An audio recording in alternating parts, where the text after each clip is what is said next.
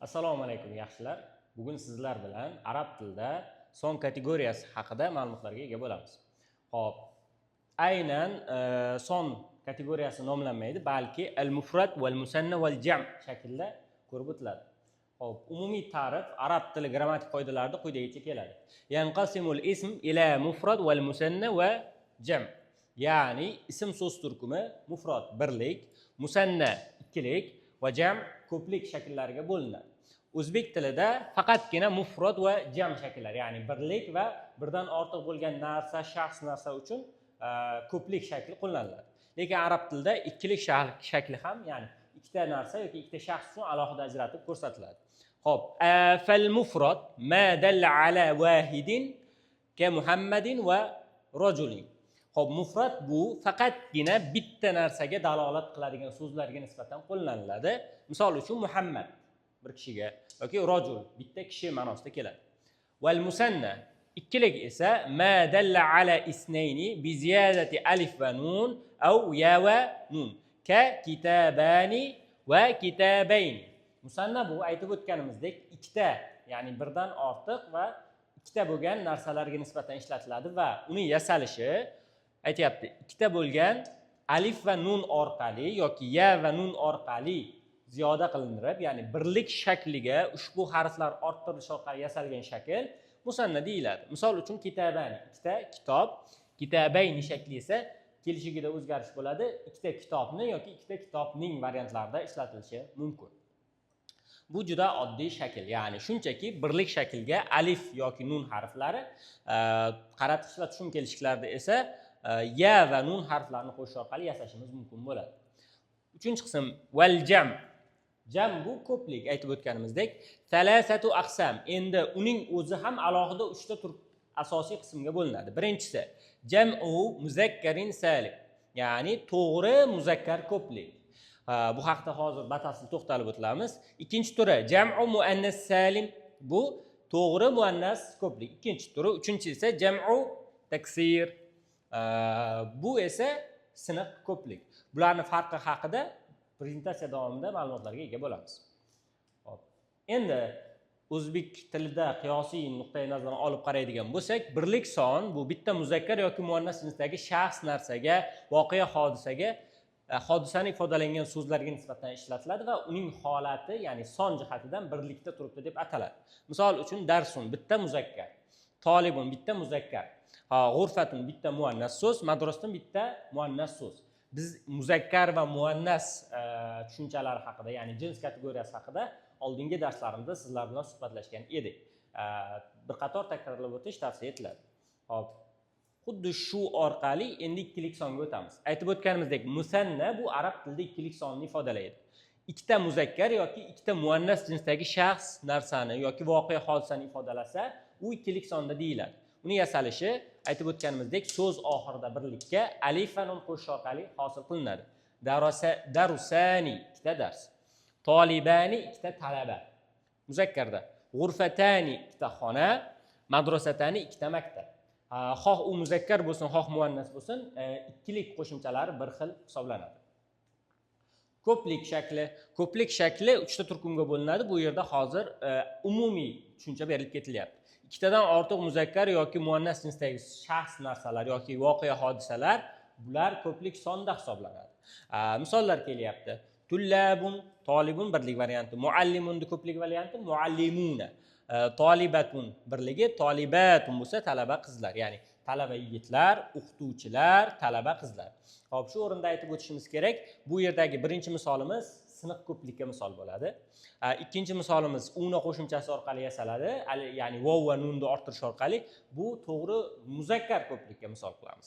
Talaba qizlar, ya'ni atun bilan yasalayotgan shakl esa to'g'ri muannas ko'plikka misol bo'la oladi. Son kategoriyasini batafsil tushunish uchun nazariy qoidalarga qo'shimcha ravishda albatta jadvalga e'tibor berishingiz kerak bo'ladi. Bu jadval sizga qoidalarni tushunishga yana ham yordam beradi. Umumiy hisobda oladigan bo'lsak, arab tilida mufrad, musanna, jam haqida gap ketyapti. Mufrad bu birlik shakl. Aytib o'tganimizdek, bir kishi yoki bitta voqea yoki bitta narsaga nisbatan. Xo'p, unda hech qanday qo'shimcha bo'lmaydi. Ya'ni so'zlar yaxlit birlik shaklda mavjud. Birinchi misolda oladigan bo'lsak, kitabun bitta kitob, mudarrisun bitta o'qituvchi, mudarrisatun bitta o'qituvchi ayol. Endi ikkilik shakl aytdik. Ikkita narsa, shaxs yoki voqealarga nisbatan ishlatilishi mumkin. Bunda qo'shimchalar ikkita: alif va nun, ya va nun. Xo'p, xuddi shu birlik shaklidan yasayapmiz. Kitabani ikkita kitob. Mudarrisani ikkita o'qituvchi erkak kishiga nisbatan. Mudarrisatani ikkita o'qituvchi ayol, bu muannas isga nisbatan. Shunchaki birlik shaklga alif nun yoki ya va nunni qo'shib yasaymiz. Endi jam ko'plik haqida suhbatlashganda 3 ga bo'ldik. Taksir siniq, muzakkar salim to'g'ri muzakkar, muannas salim to'g'ri muannas ko'plik. Nega unaqa bo'ldi desa, ko'plikda eng birinchi qoida ba'zi so'zlar xuddi ingliz tilidagi noto'g'ri fe'llar singari shakl o'zgarish, ya'ni birlik shakl o'zgarib umumiy boshqa shakl hosil bo'lishi orqali yasaladigan ko'pliklarga nisbatan arablar jam'ut taksir, ya'ni sindirilgan ko'plik o'sha terminini ishlatishadi. E'tibor beramiz. Kitabun birligi, lekin ko'pligi kutubun. Unda qo'shimchalar bo'lmaydi, balki so'zni o'zagida o'zgarish hosil bo'ladi. Xo'p, endi bir so'zni oladigan bo'lsak, u yo to'g'ri ko'plik bo'lishi kerak, yo siniq ko'plik, yoki to'g'ri muzakkar yoki to'g'ri muannas. Ya'ni uchala qoidaga ham tushmaydi. Ya'ni shu uchalasidan bittasiga tegishli bo'ladi. Kitabun so'zi bizda taksir, ya'ni siniq ko'plikka tegishli hisoblanadi. Ikkinchisi muzakkar salim. Agarda biz shu o'rinda aytib o'tamiz, so'zlar siniq ko'plik ekanligini qayerdan bilamiz desak, har doim lug'atlarni, ya'ni ismlarni o'rganganda, lug'at ko'rganimizda e'tibor berishimiz kerak. Siniq ko'plik shakllari doim so'zlarning yonida j, ya'ni jam belgisi bilan berib ketiladi. Buni eslab qolish shart va lozim.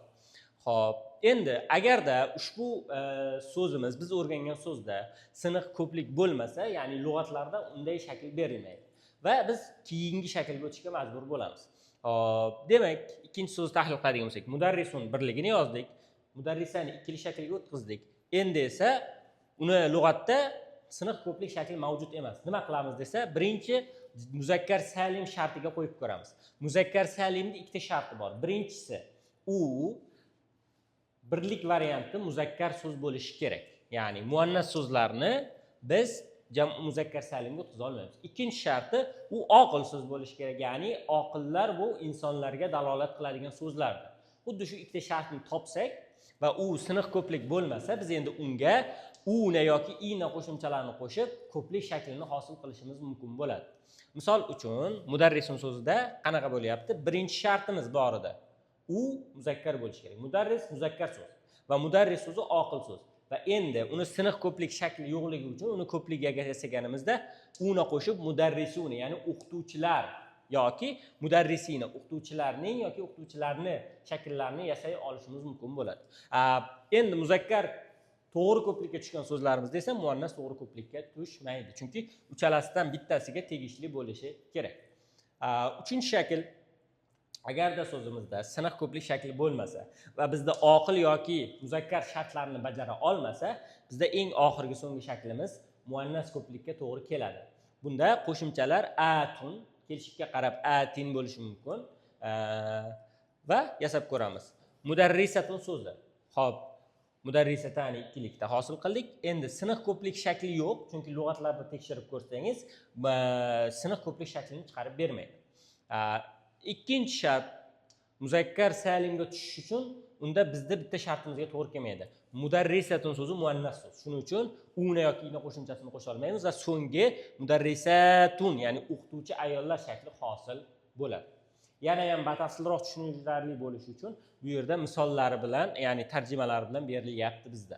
Hop, birlik, ikkilik ko'plik, siniq ko'plik, to'g'ri muzakkar ko'plik, to'g'ri muannas ko'plik shakllari. Har birlarini tarjimalari bilan ko'rib olishingiz va yanada tushunarli bo'lishi uchun yozib olishingiz tavsiya etiladi.